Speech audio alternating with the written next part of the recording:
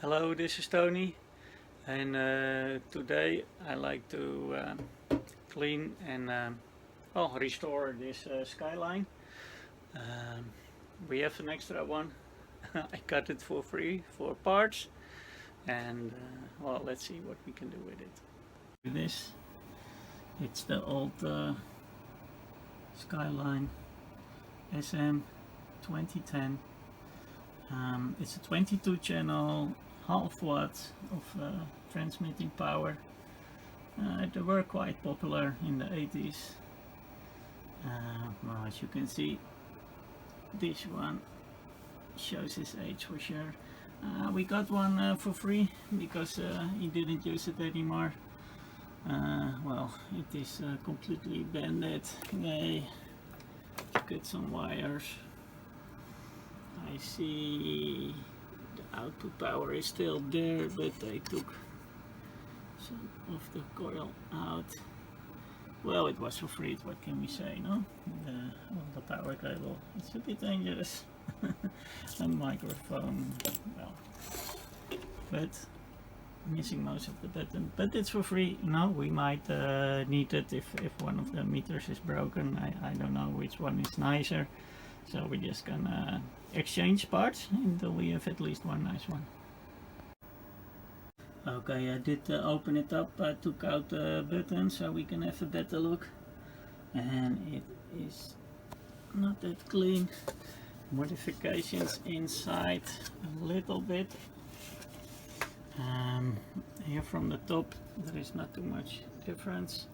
Only they made a hole in the back, so let's see if we can side of bend at the right direction. What else they did here?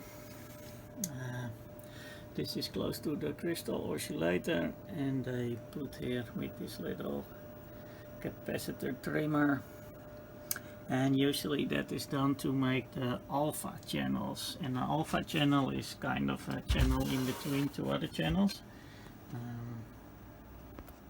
I will explain that later. To have a good clean, I also take out the front cover. The potential meters were really running tough, and it had a lot of dirt, so I used the WD-40, but it's not the regular one. This is the contact cleaner. Be sure you use the contact cleaner because the other will leave some residue, which doesn't help the contact. Also, I was able to fix the holes, so it looks a lot better in the back also. So that does look a bit better. If I say myself, it is all back and shiny again. It switches on. We have reception. It is kind of sensitive. Everything below 1 for these salts is sensitive, so that's good. Squelch works. Does transmit. That's good. The only thing is that there is no light in the display and the meter does not go. So that we will need to adjust. Well, it's easy to think that the light is broken, and it probably is, but still I want to check. Here is the light, so we're gonna follow the wire and see if it has power. Well, the light seems to be directly connected to the switch, so I hope you can see. I'm just measuring right there on the switch, and we do have 13.3, so that should be enough to make the light go. I found a little lamp from our spare parts. Yeah, let's connect the wires and put some shrink wrap cables and connect it with the soldering iron, and then I put some shrink wraps. Yeah, that does look a lot better. Okay, now we go to the microphones. Well, this looks very dirty, but we can clean that, and it has the original brand, which is nice. and the cable need to be cleaned, but this is really terrible. Now I do have another one, that is this one. It does not have the brand, but the cable also needs to be cleaned, but it does look a lot better. So I think I clean both of them, and then I just put this front into this one, so we have one nice one. Microphones open.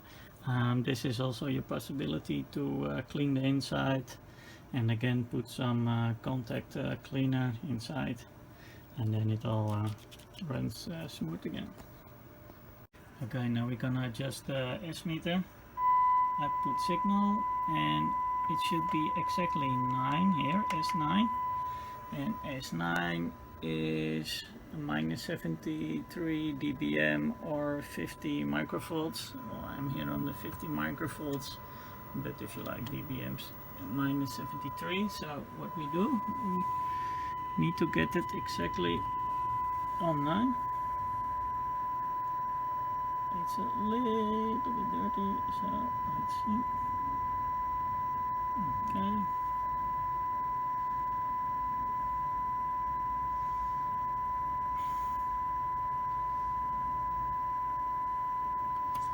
Yes, that is 9. Okay. And for transmitting, I will just put it on. It's already spot on. Just before the red, because this is maximum power. And here is the result. A nice looking, well adjusted radio. Ready to get back in my museum. If you think my videos are interesting, you can subscribe in the top right. Thank you for watching. Hope to see you next time.